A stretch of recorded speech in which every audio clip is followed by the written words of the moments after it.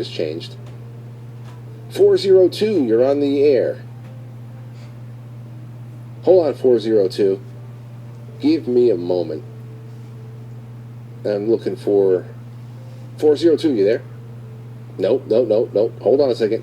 Now you're there. What's going on, 402? Hey, how you doing, Frank? I'm doing well. Who's this? This is Bryan Jack Holder. I'm running for Congress out here in Iowa for the 5th time. Oh, really?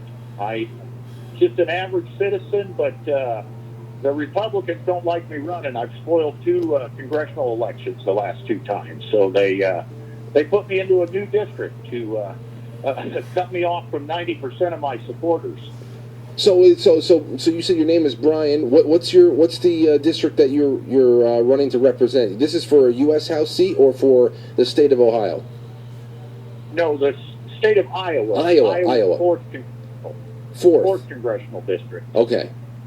It's 36 counties, but it's a third of the state, so the constituencies are too big. I've advocated for smaller constituencies.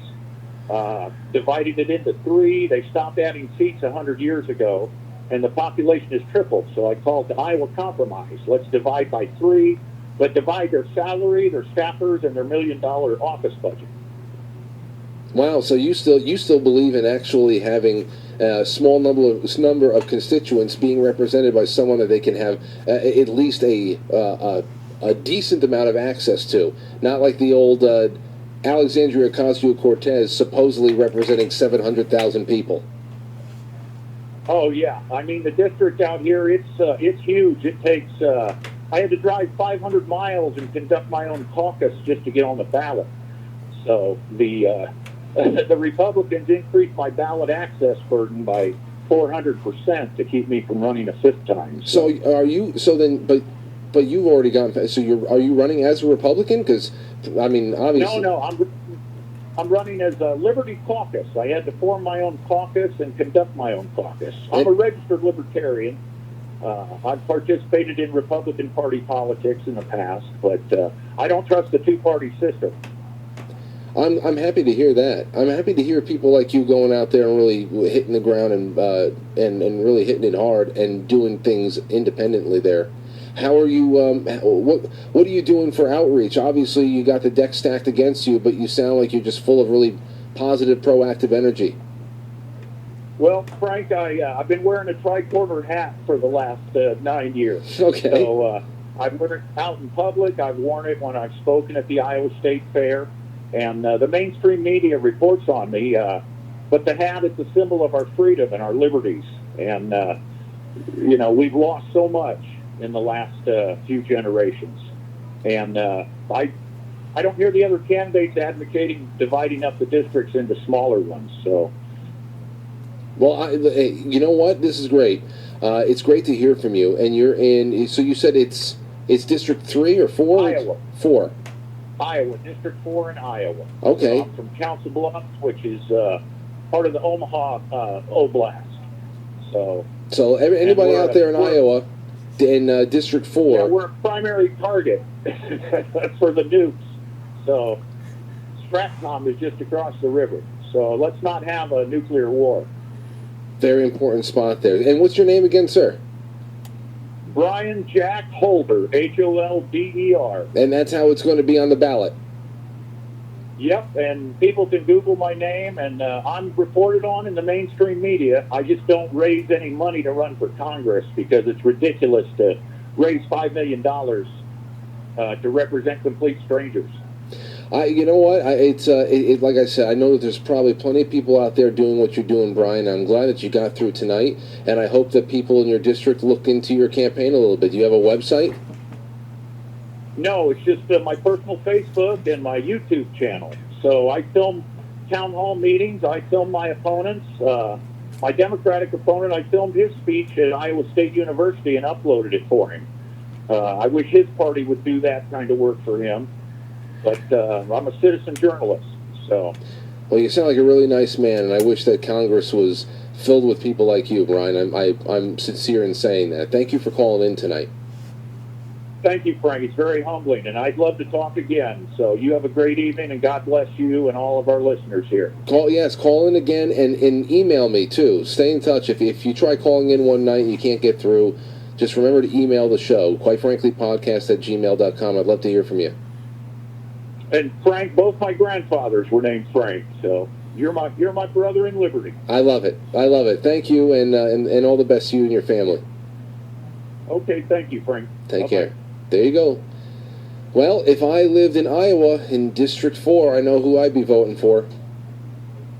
Damn it all. That's what I would be doing. 8:57. That was great. That was a great call.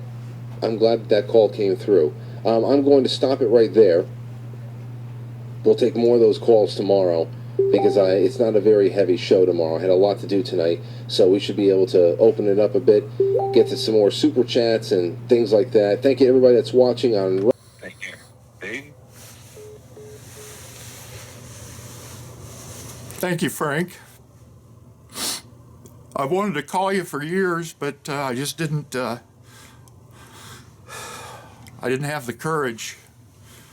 I've been campaigning here in Iowa, just advocating for smaller districts and liberty, and it's not been easy. And I've lost a lot of friendships and relationships because of it. But I think it's what we need to do. More of us need to get involved, and I'm trying to show you can do it without selling your soul, and selling out your principles and other people's principles. So, all right, God bless you guys. Thank you, Frank. Republican incumbent Randy Feenstra is facing two other candidates, Liberty Caucus candidate Bryan Jack Holder and Democrat Ryan Melton. I asked all three why they think that they're the best fit to lead Iowa's 4th District. Here's what Holder had to say. You may recognize Bryan Jack Holder for his tricorn hat or his signature star-spangled tie. He's a familiar face for many in Iowa's 3rd District, where he's run for Congress 4 times. I decided to run for Congress for the very first time, just to see what it's like to run for federal office and to give people another choice and another voice in the political process. This time around, he's running for Iowa's 4th Congressional District, after redistricting moved his home county out of District 3 and into District 4. Why run for a 5th time? I did this just as a sort of a exercise in self-government, just to see what it would take to get on the ballot. A state election law passed last year increased the number of signatures Holder would need to get on the ballot. I wasn't able to get on the ballot that way, but I conducted a caucus. I ran my own caucus and got on the ballot this way. So it's Liberty Caucus is the name of my political organization. Besides giving District 4 voters more choice, Holder says he also wants smaller congressional districts and more representation in the U.S. House, structure that has not been changed since 1929. I propose that to divide the congressional districts into 3 smaller ones, but also divide the salary of our congressperson, divide the staff and the office budget into 3. So the government is not going to grow any bigger, but we're going to have better representation. And he also wants his campaign to inspire more people to run for office. But if I can get 5 or 10% of the vote, I think we can get more people involved in the political process once they see that you don't have to be a multimillionaire to run. And his final pitch, Holder says a vote for him is also a vote for Feenstra and Melton. If I was elected, I would take Randy and Ryan with me to Washington. You know, we'd get a map out here in Iowa and figure out how best the 3 of us can represent everybody. Bryan Jack Holder is a lifelong resident of Pottawatomie County. He earned a law degree from Creighton Law School, and he's worked full-time for his family photography business ever since. Yesterday, we introduced you to his opponent, Republican incumbent Randy Feenstra, and we'll bring you more information on the 3rd person in this race, Democrat Ryan Melton, tomorrow at 5. Now, if you miss any of this on air, you can find all of our election coverage online at kcci.com/election2022. Steve?